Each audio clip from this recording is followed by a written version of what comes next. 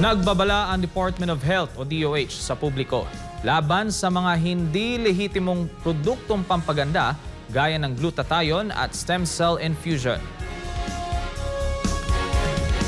Ayon kay Secretary Ted Herbosa, hindi pa aprobado sa Food and Drug Administration o FDA ng Pilipinas ang paggamit ng IV glutathione para sa pagpapaputi ng balat.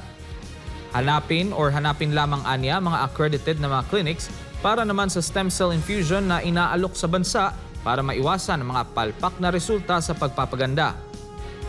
Ang babala ay nagmula matapos mamatay ang isang 39 na taong gulang na babae na gumamit ng glutathione at stem cell treatments na nagresulta ng hindi magandang reaksyon. Samantala, pinag-iingat rin na ng DOH ang publiko ukol sa kumakalat sa social media na pekeng Facebook accounts na nagpapakilalang si Secretary Ted Herbosa. Sa advisory, sinabi ng kalihim na hindi niya pag-aari ang mga peking accounts, maging ang mga statements, komento o mga transaksyon mula sa nasabing accounts ay hindi niya ini-endorso. Ipinapaalala ni Herbosa na maging mapagmatyag at umasa lamang sa mga lehitimo at otorisadong mga social media accounts ng departamento para sa mga update.